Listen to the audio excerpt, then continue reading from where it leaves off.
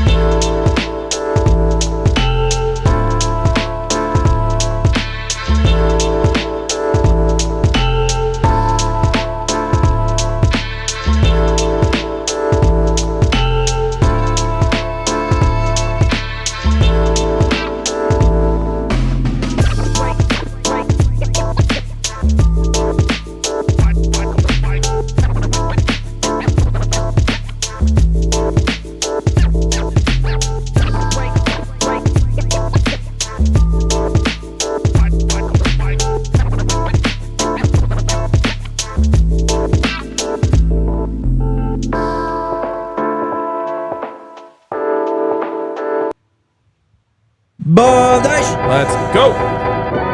Squad. Coming to you live from the Toyota Lounge, driven by your front range Toyota stars. It's DNVR Buffs Live. Happy Tuesday. Happy Tuesday, brothers. How we doing? How we feeling? Great. Tuesday? Or do we only do that on not Tuesday anymore? Tuesday is any day I deem it as. Period. Wow.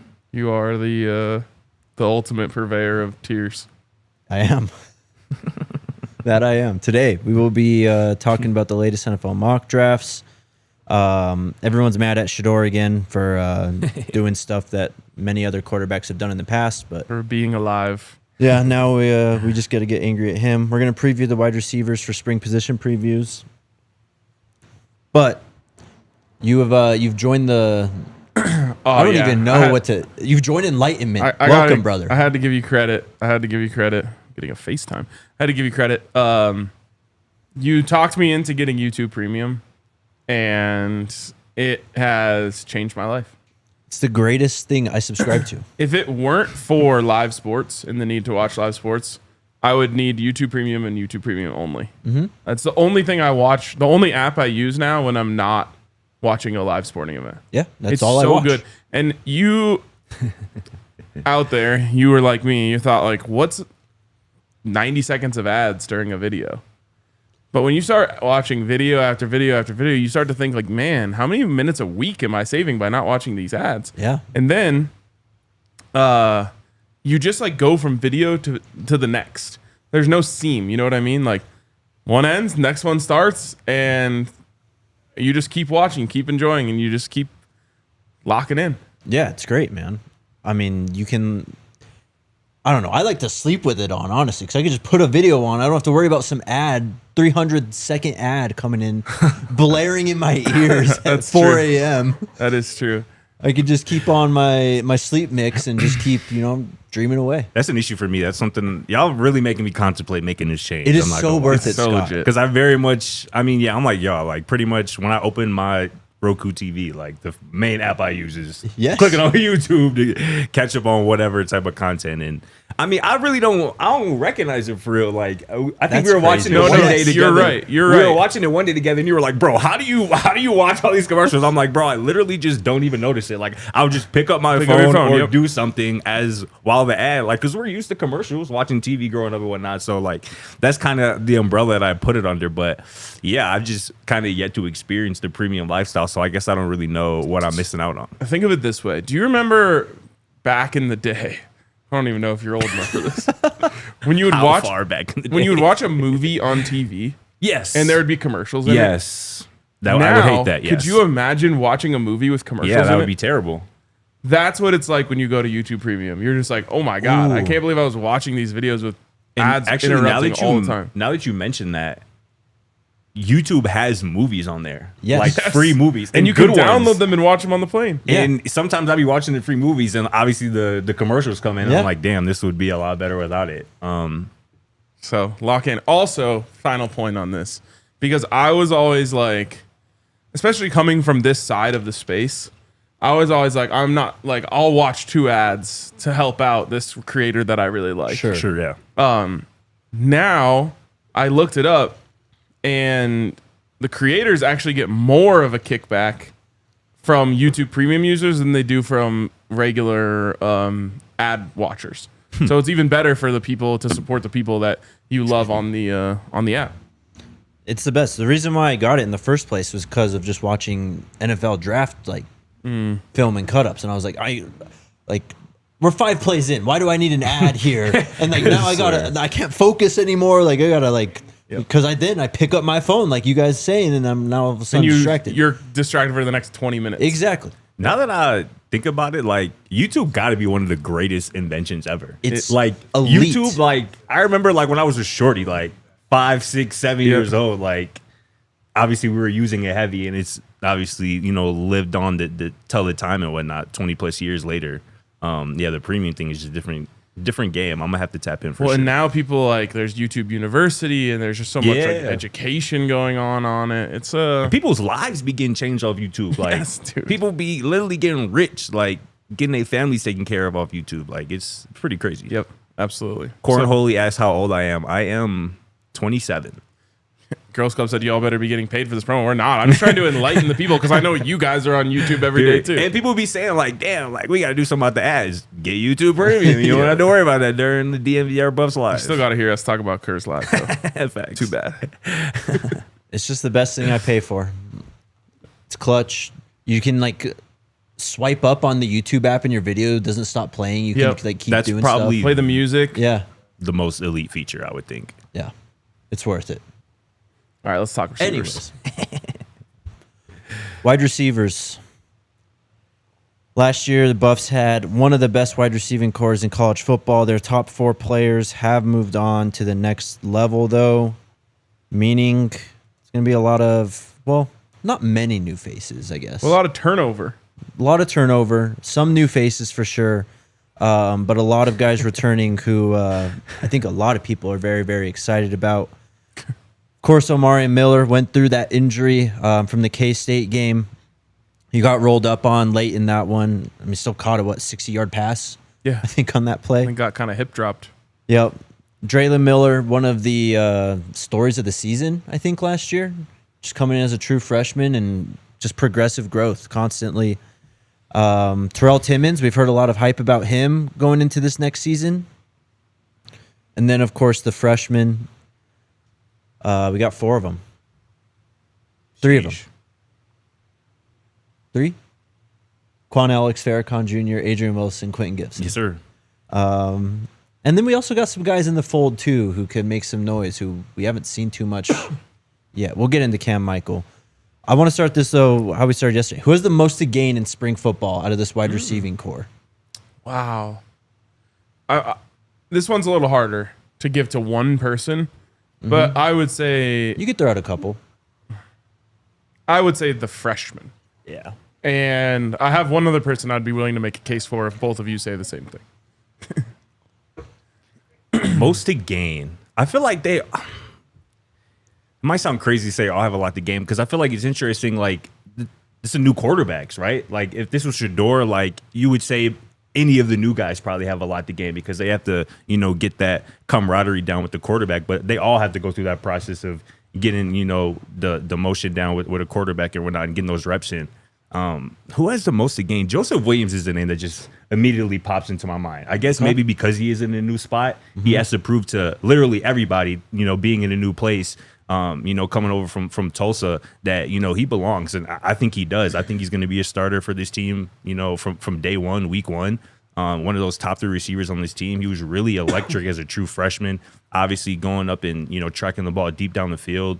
He has a real ability to elevate over defenders and make plays on the football as well. So I feel like Joseph Williams has a lot to gain. I think partly because he's kind of the new guy in the building, one of the new guys in that room, kind of similar to your idea with the freshman. But I just feel like there's a world where we leave spring ball when he's like, wow, he might be the best receiver, most talented guy in that room. Do we have any idea about Omarion's availability for He's full spring go, ball? I think. Full now go? already. Looks like it. Good. Because, it looked like he was kind of close to maybe just doing some workout stuff Alamo Bowl time. You know what I'm saying? So Yeah. I think at this point, especially when That would spring be practices roll around, he should be ready. Because I was to going go. to say, if he's not, that gives Joseph Williams even more of something to gain, considering, those two are going to be battling for wide receiver 1. Yeah. Sure, but I mean, Omarion broke a bone. He doesn't have to do a ligament reconstruction, like Rehab, all that. exactly. yeah. Like I'm sure, yes, he's got to work his leg back into game shape for sure and get the strength back, but He could already be there. for sure. He already looks explosive. I mean, we saw a clip of him doing the sand workout the other day, which is not easy to do, trying to run full speed in sand. Yep. Yeah. And he looked very explosive, ready to rock. The two names that come to mind for me for most to prove are Terrell Timmons and Kam Mikell. Most to prove or most to gain? Most to gain, whatever. Those are different. Very much so. They're pretty much the same. We got a slick whatever right there. They're pretty much the same. Kam Mikell obviously coming back from injury. Can he be, what they thought he was going to be last year? Just completely derailed this season. We already know he's still one of the fastest guys on the team, but also where does he fit in? Because I feel like we talked a lot about him, like we were talking about Drelon, right?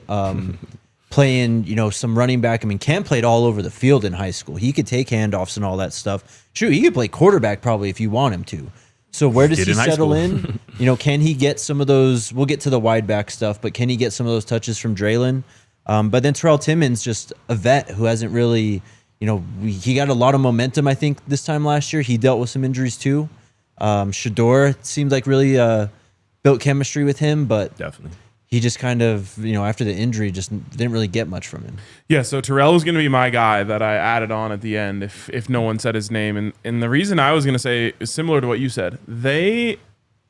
He was kind of ball. Remember the practice Yes. at All City? Yeah. Yes. First play of that practice was a throw to Terrell Timmons Jr. I was going to say he might have had the most impressive practice Yeah. that day. I remember Will Shepard had a good practice as well. Tajay McCoy went crazy that day. That's true. Good memory. But Terrell, I was watching that being like, oh, this guy's going to be a part of the offense. Yes. For whatever reason, it didn't end up working out. You're right. He was banged up a little bit. But these quarterbacks, in my opinion, need a safety blanket. Who's going to be the guy that they just count on? And I think Terrell Timmons has a real shot to be that guy for these guys.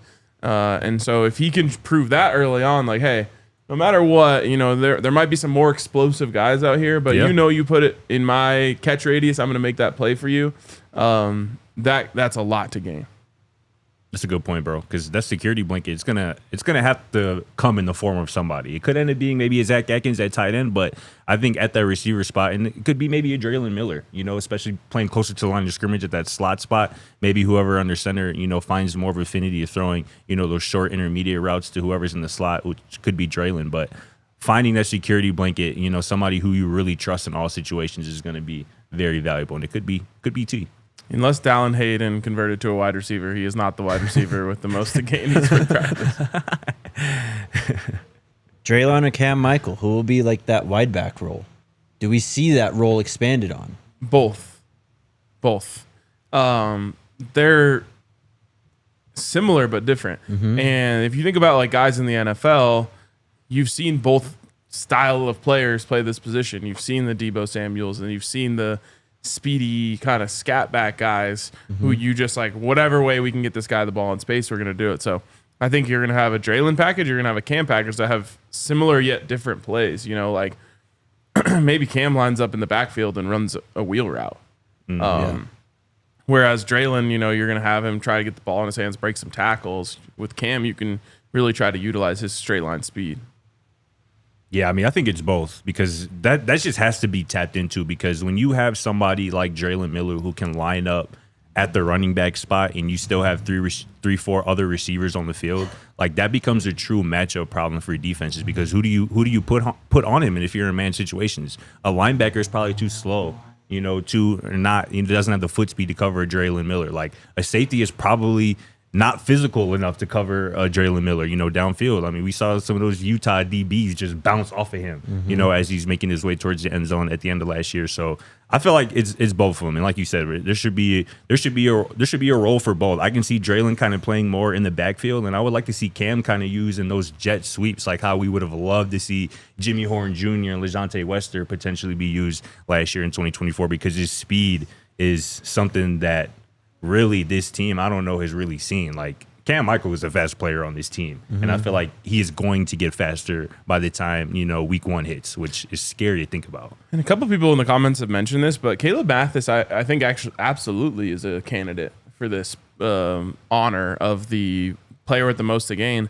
We talk a lot about the standard left behind by the players. I don't know if there's anyone more familiar with that than Caleb Mathis, who's been there with these guys through it all. And obviously super close relationship with Shedeur. His dad's a coach on the team. Like, when it comes to upholding the standard, could really be Kaleb. And going all the way back to when he got a little burn as a true freshman, the compliment that Shedeur paid him is, I know where he's going to be in the right spot. Yep. And when we talk about safety blankets, that's important for these quarterbacks to have a guy that they can trust in that regard. In terms of safety blankets, though, I think that's just going to end up being O. And I don't know if we're going to talk about wide receiver 1, but yes, we will. Bro, he only had 10 catches this past year. Obviously in limited time due to the injury, and obviously there being 4 NFL receivers, in that room. How many times do I think he was targeted? 10. Bro was targeted 10. He caught every time he was targeted. Every time Shedeur looked his way, and what did he was coming per down catch? with the play. 21.2 yards per catch, bro. That's crazy, bro. It was a guaranteed 20 yards anytime he decided to throw his way. Yards a catch. And again, going to the security blanket thing, he only had, 216 yards, in the limited time on the 10 catches. Exactly half of that came after the catch. 113 of that 216 came after the catch. So again, this is somebody who you can trust to be in the right spot, who's going to come down with the football and then make plays for you afterwards and really, get this offense real yak ability. And just O is in for a big 2025, man. I'm excited to see him ball out. All right, we got to take a break. Shout out to the homies over at Live Well. All over Colorado, 25 convenient locations, best staff in the game too. We'll help you find exactly what you need, whether it's flour, edibles, concentrates, and much, much more.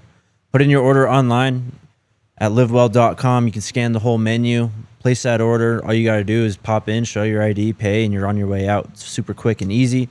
When you do that, mention the code DNVR25 and you'll receive a discount. 25% off one regular price item. Some restrictions apply. Shout out to the homies over at LiveWell. Also, shout out to our friends over at Game Time. Yeah. Take the guesswork out of buying tickets with Game Time. You can download the Game Time app, create an account, and use code BUFFS. That's BUFFS for $20 off your first purchase. Game Time is the best. So just, Avs and Nuggets about to go down the stretch here, kind of past that football season mark where everyone starts to lock in on these teams. And if you want to go check them out, or whatever your local basketball or hockey team is, you can do it over at Game Time. Looking at tomorrow night's Devils Avalanche game, got a get-in price of $63. Ooh. Not bad at all. And you can sit nice and close for about $150, which is, I think, a really good price. Let's see, where are these? 120 row 4. $150 each. That's after all fees. That is a really good deal. So, hell yeah. If you're looking to go check out a game, do it with Game Time and use that code BUFFS Buffs for $20 off your first purchase. To go back to the wideback thing real quick, though, I do think that Drelon he's already done so much kind of in that role that you just got to keep tapping into that. I think if you have to pick between the two, you want Drelon getting more burn in that role. But what Kam Mikell can do with that speed, he might be the closest thing the Buffs have had to LaVisca since LaVisca.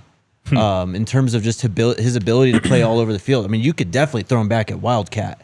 And I want that badly. Yeah, I mean, I would love to see that too. Either have him, have Drelon coming on a jet sweep or something, or just take off himself. He could definitely do that. So this is a place where you can never make the case that it's better that you don't have Shedeur, right? No one would try. There are little areas like that where I think you'll see more innovation offensively, because you're not like, well, we have the best quarterback in the country, just snap it to him and let him work. Right. It's like the coaching staff on the offensive side of the ball is going to be forced to think a little harder and come up with things like, I mean, what if you have Drelon at Wildcat with Kam as the motion man. And he's coming across, and you're just making these linebackers decide, am I going to chase the fastest guy on the field and then leave a hole open for Drelon? Like, again, I really think it's going to force the offensive staff to be more innovative now that they don't have Shedeur to lean on. That look would put defenses in absolute fits. And Yeah. again, throughout the week, that's something that you have to spend time on throughout meetings. If they come out in this look with this personnel, this is what we have to be prepared for. And it might not even be anything you run on a given Saturday. Yeah, but it could again, be a 5-play package. Exactly. If they have to prepare for it, that's taking time away from their preparation and stuff, and preparing for the stuff that you actually maybe really do well or do consistently. Another thing too, we're talking about the speed of this room. Another thing I really want to see tapped into is the deep ball. Like, for whatever reason, Shedeur, I feel like, didn't throw a ton of deep balls in 2024. That could have been play calling, or obviously we know that he's really dominant throwing the intermediate part of the field, that that 16 to 24 yard range. But with some of the guys, like, I want to see Kam Mikell try to take the top off the defense, like 4 verts. Omarion Miller is obviously amazing tracking the ball on the field. One of Joseph Williams' best play from his freshman year was just a straight vert mossing somebody 40 yards down the field for a touchdown.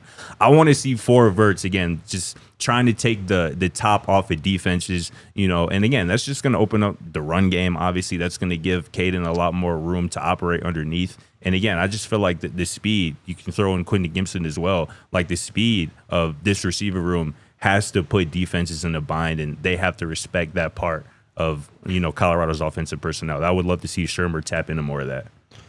Let's have the Isaiah Hardge conversation. He's done a lot. He wears the gray jersey. He's playing both ways. Is wide receiver where he settles in this season? I think he's just going to be, I don't like the term gadget player, but, scat back, wide receiver, running back, wildcat, whatever. He's just going to have the position of find a way to get him touches every game.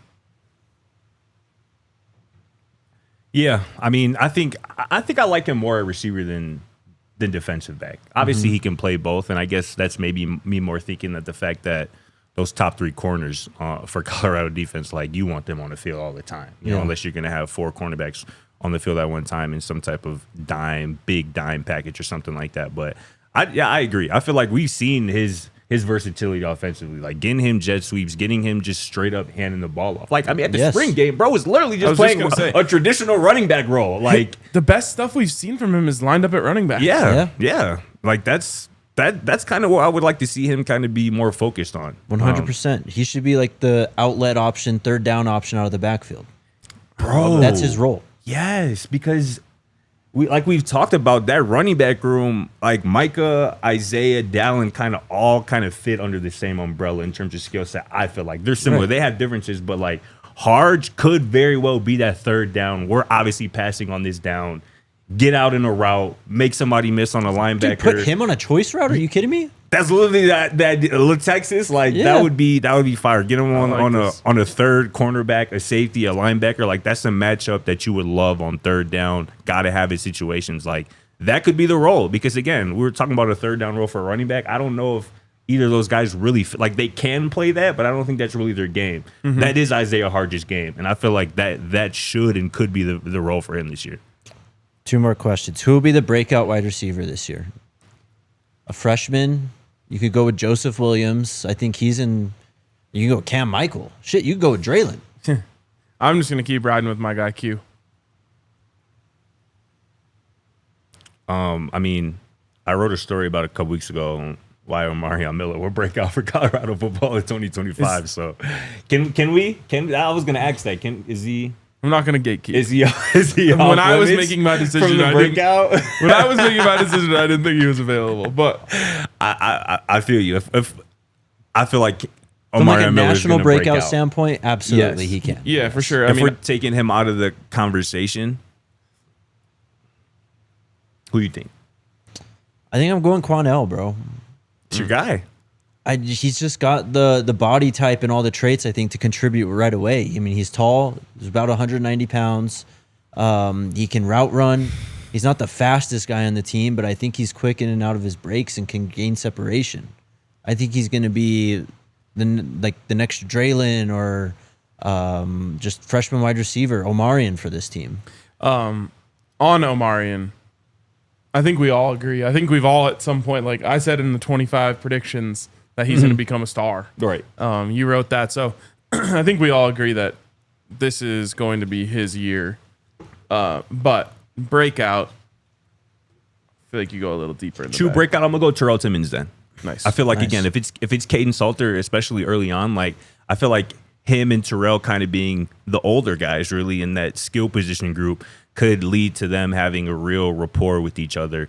And again, like you mentioned, Arcade, at the beginning of the season, especially coming out of that open practice at All City, I remember writing like, oh, Terrell is going to be a part of this offensive rotation. Like obviously after the big three, the big four, like Terrell is going to be involved. And he was in certain points this past year before, he got injured. So, and he can just play, he's going to be in the right spot. He can make plays on the football. So I think Terrell Timmons, if I had to pick somebody, break out that spot, I'll go with T. I'd say keep an eye on Adrian Wilson too. I think he's got game-breaking speed. And athleticism. We talked a lot about that with Cam and Quentin Gibson, but don't sleep on Adrian Wilson's speed. I think he's going to be someone that makes a lot of plays this spring because of that. Last question was will Omarion be wide receiver 1? But I think we all resounding yes there. Expectations for him? I'll just say this because all we've done is he prays on O this whole time. I think the only thing that has been holding him back from already being that guy is like completely locking in on the offense and the plays and where to be when and all of the little intricacies. And I think that if he clears that hurdle, like he's going to be a first round draft pick. Yeah, absolutely.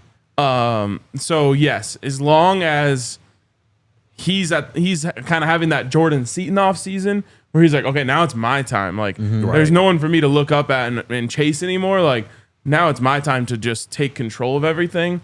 Then yes, he's going to be wide receiver. And I think that's going to be the biggest difference for him from a mentality perspective, because 2 years ago, you're a true freshman, Last year, whenever you do see the field, you're on the field, you're not Shedeur's first option. He's looking at Travis Hunter. He's looking at his guy, Jimmy Horn. He's looking at LeJontay Wester, who was absolutely dominant last year. And then at that point, maybe you might get a look from Shedeur.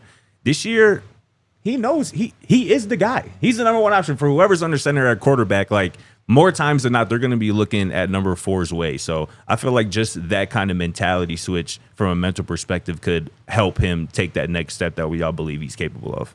And I'm not comparing them because Travis has rare ball skills, just attacking the football. I mean, we saw it so many times in his last 2 years. But I think Omarion's got a little bit of that, where you just throw it up to him, man. Yes. Just throw it up. Give him a chance on a 50-50 ball, because I don't think it's truly a 50-50 ball when it's targeting him. Yeah, I'm excited about that because if you remember leading up to the TCU game, maybe our biggest conversation was you can't cover this team in man coverage. And they tried, and Cooked. they got school recorded. Shedeur threw for 500 plus. And then people just really didn't. Like, Yeah. you almost never saw Travis Hunter get man coverage from that day on. Nope. The beginning of this year, teams are going to think that they can play man against this team, and there's going to be a lot of opportunities to throw it up to O or throw it up to Joe. Nice. Thanks. Like that. Yeah, shout out Joseph Williams, too. Tulsa film is harder to find than other schools that are out there, but that's the goal this offseason, to find that so I can do a film room on him because, yeah, the flashes I've seen, he is going to be a monster. I think King Mars said it earlier. He said, reminds him of Larry Fitz, and I low-key love that comp. Someone brought fire up comp. Marvin Harrison Jr. I don't think he's that tall, but Yeah. I mean, physique-wise, absolutely, I see that. I love it. I love it. Just got my first retweet from Coach Prime. Hey, what'd you post? What'd you say? My tweet about Shedeur's numbers last season in close games when Colorado was trailing or leading by 7 points or less. Shedeur was just absolutely dominant in that Let's hear it. situation. 76% completion, 1,530 passing yards, 18 total touchdowns to just 1 interception, 191 passer rating. Again, in close games, trailing or leading by 7 points or less. You've done a great job the last couple of days digging up these stats that like put context to why I'm so confident that Shedeur is going to ball at the next level. Same, bro. And I love it. Like, that's a perfect example of, like, I wouldn't have known how to explain that, but I'm just like, Yeah. well, I would have said to someone like, dude, like, when you're down, you're so confident that Shedeur is going to get you back in the game. Yes. And, like, when you just say it that way, like, someone can take it or leave it. When you put it in numbers like that, you're just like, dude, when this guy's losing, he's just going to go down and get you a score. Yes. It's crazy. Even in the bowl game, it was like any little spark. I was like, this could be the one that turns this that was offense like on. all season pretty much. Like, Yeah. yeah, it's like if they can stay within a touchdown or 2 scores, like 10 points, Shedeur's going to figure out a way down the stretch. And that's what happens. And that's kind of what I've done like these last 2 days. Like, I've kind of just taken narratives and just try to put them out with facts. Like my one yesterday about his stats over the last 2 seasons versus top 25 teams, which are amazing.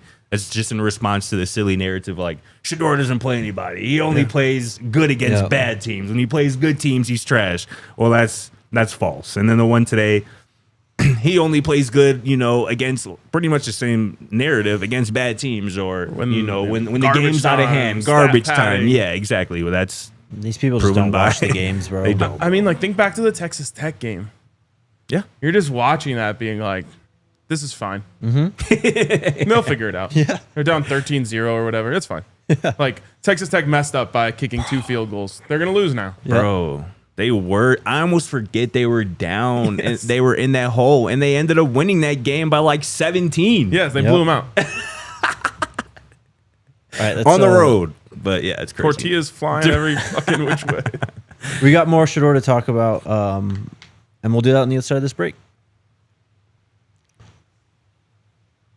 Tell people about your Toyota.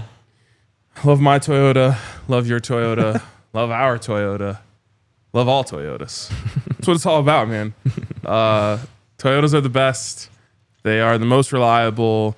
They are trustworthy in the snow. Told you guys I was driving home in the snow the other night, and I was just like, this is just fun. Like, watching cars tiptoe around. I'm just driving normally. Cool in it. Cruising by in my Toyota.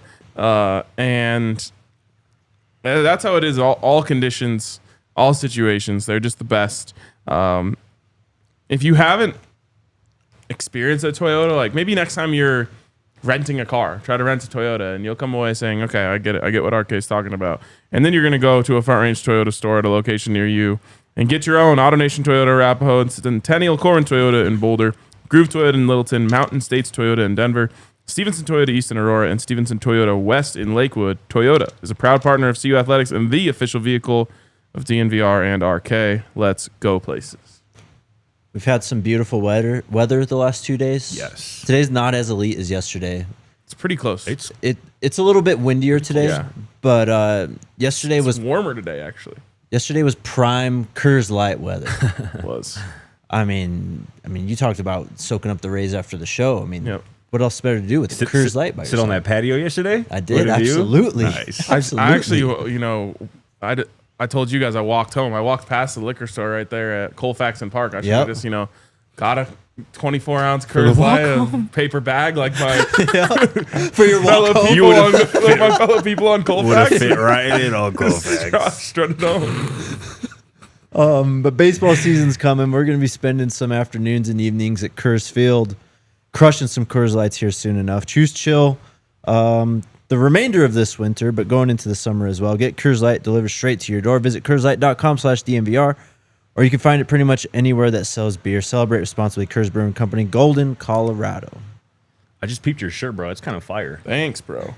It's a goat right there. Yes, sir. At first, I just saw the big T, and then I saw like the IER. I was like, "Is this man wearing a Tears shirt?" Like, it was really ready for Tears thought it was Day. for Tears He was Day. really ready for Tears Day.